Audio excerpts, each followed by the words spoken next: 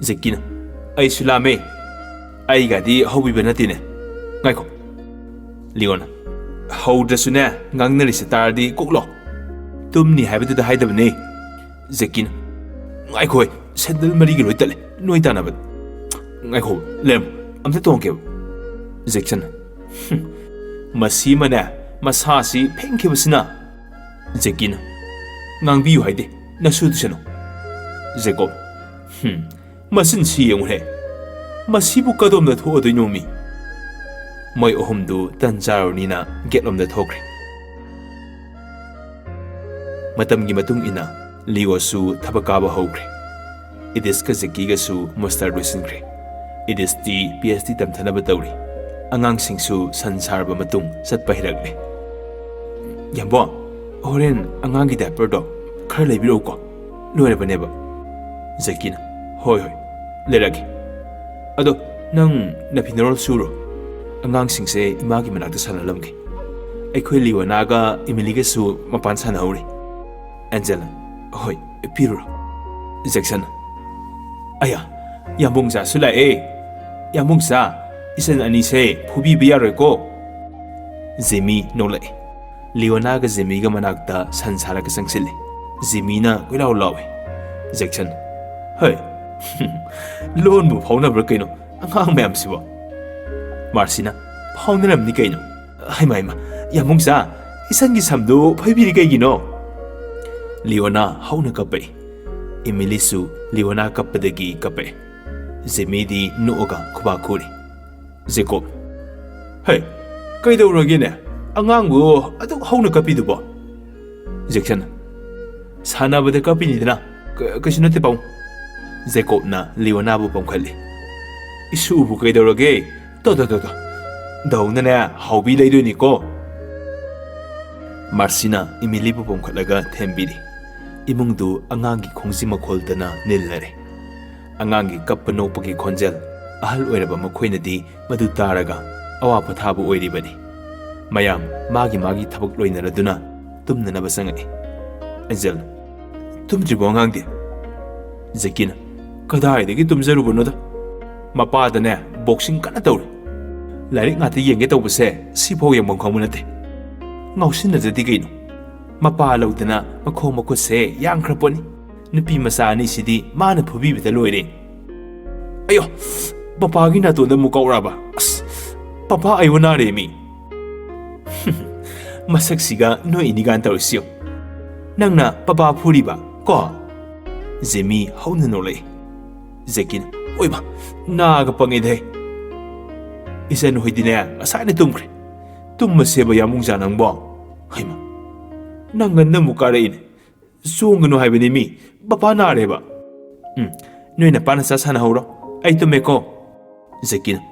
Tu, ase, tumkidore. Mamadoy kanaw. Ko. Angang dudane, adumay ninjan biruno. Nasayadagi kase, saseng mo da warabani. Tumsarage haiba. Haima, Sungano haraga, Papa Kwangti eme. Tumba yaro during a city. Angang ni namadi, Aisa, spring when you were hungry. So, oh, song. Ipa Kang, song. Other nang that hide among the Napa had get over door. Other don't go. Zemi, Mapakin and the dong do na masam poemi. Walk alone down with that emi. Masina, I never sing like the net. Must it put the connection? Papa cook na haibani, Tadu omi among sanang bo. Ngahak angang do the minalake. Zekina. Manam Sidi Matimo Pirabogano. Anja. Mati Paramalimi. The young say. As I am tumning Namoriambo. Yamukrato Biro. Zekina. Ili however. Angang do Pamung Masadu the Tamaga, Hagis to Lotopiri. Zekina. As. Tiam si dia. No, nang no ko. Tisek na ya the Bizani country. Zekidu sounding the na ngang laga, weper do na, angang matidu, pasanate to bid. See where the pazar. A si haraga, angang matunda set tari. Zemi honik up kale. Woima, pira de go. Ariam bagak puri. tumlamba mayam loina hauganare. Marcy masunupa kabutuda kakhale. Yaima, kaidonare. Yambung zado tumdradi sidoin biro. Ai sumbirage. Hoi gyabo. Phana dum wai sangi. Zekina maboksida Zemi du bigre.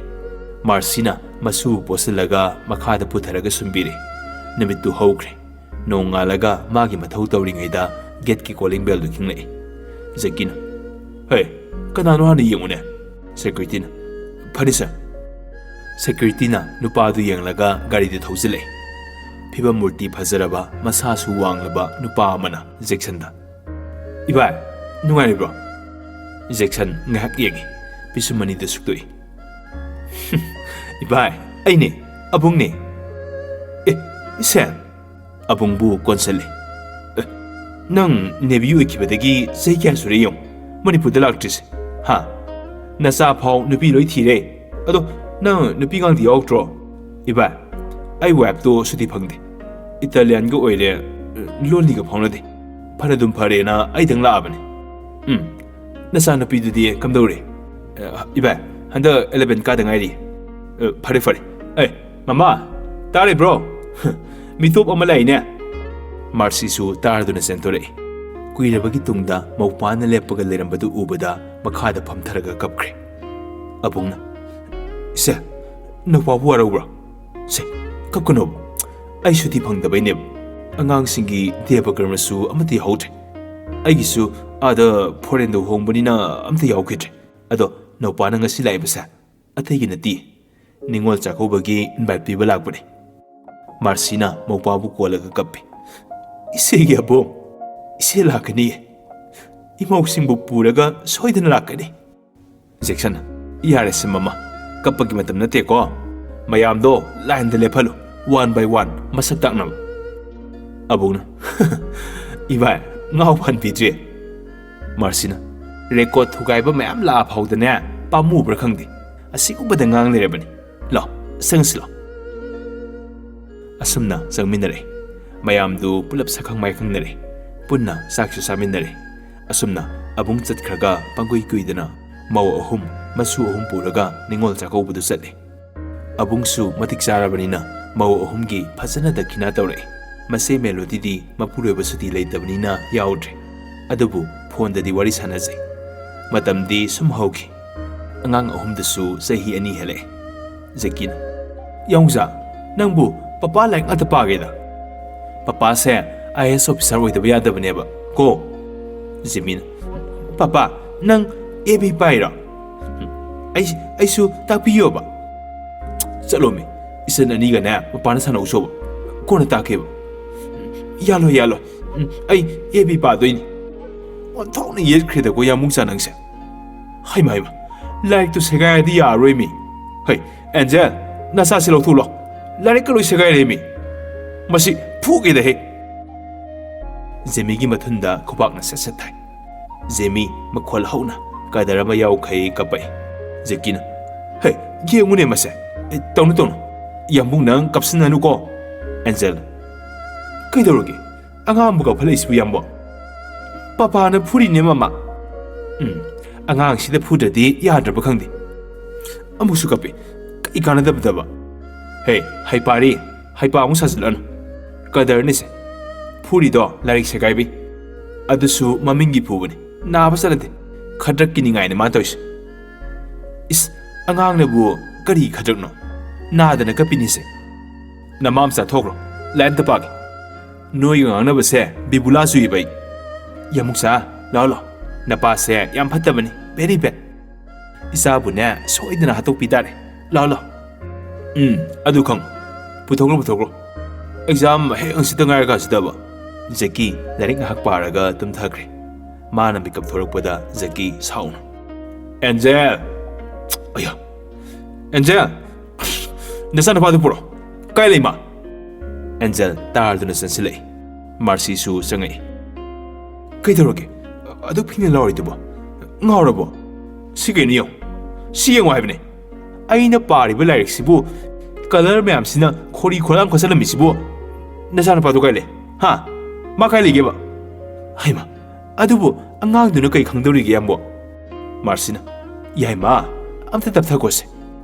Zekin. Angang du karige ai nak sangali no haibani. Ha. Ai lai pa ga haibana traba. Angel. Taning de saita. Mana pang bane kanamta yaudi. Sangna ngangi du bu singni ga tatana si batare mi. Masana mapagi manak sangba bu kai haiba. Marcina. Yares. Matung tawdana bane ai khone section tare. Angang na kai khangdu no yai manang bo.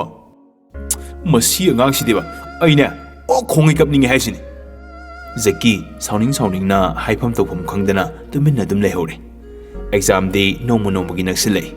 Zemina yetuna leibana Zaki ke Angel ga su khatnabana loire. Zemina. Papa. Laaba nuksi thoiba. Papa da khana hoba laabo. Lo. Zemi phamungda ngamboi ngamdoi ka khatlaga mapa gi managanda tongre. Zemina. Papa nungsi mama nungsi papa na heni isadi napa na budi hen nungsi bore. Zemi mapa gi managanda songna ga phamai. Papa nungsi Noi napa si nangna nungsi raga song sanai sina kai ha sorga thinge nei ba larik baba timing dadani napa nungsi ba sangai Papa sauno ba no bad boy oil Zekina chen thiran bad boy ga nungsi thoi ba Papa like amta pa ge ba Zemina mapa gi masamdu phoiraga noklaga sani Zeki saudana law hai napa halaga ro Zemi amuk hauna kapkhle kapo namado ai mu khanaba ho lani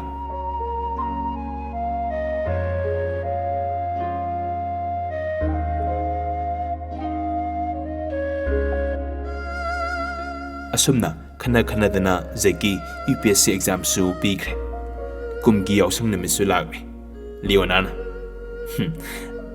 Aikhoi ngarang rupees 100 babok na pirai. Emelina. Ai su pirai na. Zemina. Adudi na asapot ma'am sa sila. Hotel da. Leonan. Yamungza nangsu pasapu to. Zemina. Ai dina papa na lori lawkre. Asapo su lay bidengo. Tungdagi Zekina. Is noy na pa karambana pasalawkre barangonde. Ha. Masin ga thine masa. Zemi mama korga khale. Angel. Kai tawrage mo angang sina kapagal remisina. Hey, masi angang se masin yam thine. Yamung si deba. Angang ga sabek mane. Angang olak tawri. Yamuk sa kapunus mama la e. Is mama la adi kapaga toine. Hai kraba. Yare kit. Masa si nusidra khangde. Yamung sa mama na isagi yausanggi kai lebiyo ba hayo Zemina mama nongmai lebiyo Zeki mami lauthok kari gi nongmai Angel haima sidi ngawridana yambo nangmu tap thagu haibani mi angang dana nongmai norang bai ba tambigan mamit manada kapsindana sinani ko Zeki magi thaina gi mangdu ningsingle hai Angel Nang angangi nong may galera maba na pami ore kong. Ay di na, haibi di hani ko. Is, kay ni geside. Antok pa ni ko, may mapam sasa. Mama, no may lebiyo. Ay di yaro ay sini. Yango, angang na na, nong may payo patib. Ko. Yaro ay sini. Mama, no may lebiyo. Ay di, no may lebiyo. Het, pati hari na. Masidina, madawgi na nakapugila. Zemi madaw section budi yamnaki aduna tumina laikre asumna asum matam khara haukibana Zeki su hotnaba kanba mathawna leibagi haunabi haujikti IAS officer oire madaw tomda wasakibadu ningba thungjare Zekin papa officer ki ko hayendagi school ka doini papa na thindoini ko halakpadana chocolate leraki ko Zimin tani jo ai rairamo as maramok pune yamung sadi adumai haino ko dale ai saluki Angel hoyambo Zimina ai sunakani tani jo Angel hey Papa se office satpani. Nang satpa yaroi ko. Nungtigi hek ningai tawida. Pele de ko ide. Zeki masabu yanglambadagi prap sakre. Masadu na marolama sakai kheka phore. Angel isem si ani se nong mata kapti. Nong shidi ko. Angel masagi ningai da thabak supa ngamdre. Mutpa nairoi Jacop ki family aduki matik sakhang mai khang ba haibadu oire. Saukraba yumdu amukasu mathol khara hapsili. Tokhaina ba yade haiduna yumduda punna nungsinana leminai. Nongma Jacop. Kana le? Jackson. Babu. Hey, nangi marup kaisu suti le daine. Maugi manau pisu thore haidaine. Mayamdu sak sasi hai ko ne. Noi mamoro kisu punna mukta punse hayo. Phani babu. Ai mayamdu punna balu ne sinjarage. Phare potha jauro. Ngasidi mayam punba namini. Jacop su ahal orebanina. Makhwang su kole. Adubu kuina punsiyu tamba sanasu adum leiri. Thoina anai yaude. Saukraba yumduda maitei bamolna sak thongni. Mayamdu wari watai sanari. Rokina. Isen, dhar mutla roibo. Jacop. Mutau mandre bai. Yengudana aigi bransingse. Anidu punna nokmine. Abemna. Nuksi ko matamdo. Asumna ahal oirakani khalude. Riana. Hoine. Noidi Lesa pakhang oiringai da su yam nungai re haidene. Marcy su sangai. Ante, angka sangai boina sa se paise. Lokina. Hoi. Mayam du wari sanaringai duda imungdagi launabagi makhol daena. Mahi ngakna imung lomda yangnai. Tanja duda imungdagi Jemi pai ki senthore. Supnadagi sahi mangadani suriba. Makutta kinum supai. Jemina sa okraba sumangdu kaisan seli. Zekina madaugi se shudu pairaga phudogi koitantane. Jackson. Yai. Kai nang tawsibo. Karigino nangna angangdu phugi tawridubo. Ha. Zekina. Asuk angang oiriba mana masida phugeda. Asi haidana amuka tanagre. Zemina. Papa na tawbadi yabra. Nawa laude. Mapamsagi matawdu mayam loina noi. Jacop. Yai ma. Nungai khidredugo. Kaigino haiwani. Zekina. Oi, sida poro. Yam thuna poro. Zemina. Me, pora oina. Mase Sikaino khangbra. Ai paisa. Ha, sida santaro ro. Angel. Yare yambo. Angang mamagdane phataba thabak tawradi masana angang su bathok tamba tabani. Aduna angangi mamangda phataba thabak tawgana. Imung sidasu kanamta tawde haijaba natro. Kai sare. So pone na pamsa mayam mangsida. Jackson. Adu boba. Kaidori no mi. Zekina. As. Kamna te pamo. Yare. Yamungsa. La. Isa di maramok pone. La. Zemina. Maramu adi thage ko.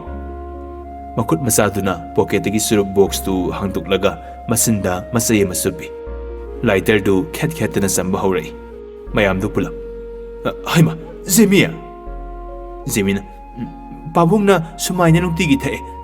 Yam hawi na siya.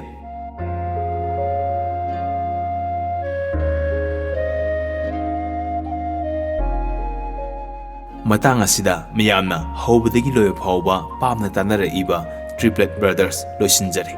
Adom na bibirakiba commentsing taram na oksari. Nasigi si last episode ni. Miyam na hawbadagi na loyo haw tabirak po ay taragadi khwaidagi pamsakiba part dialogue comment section da soidana thambiram.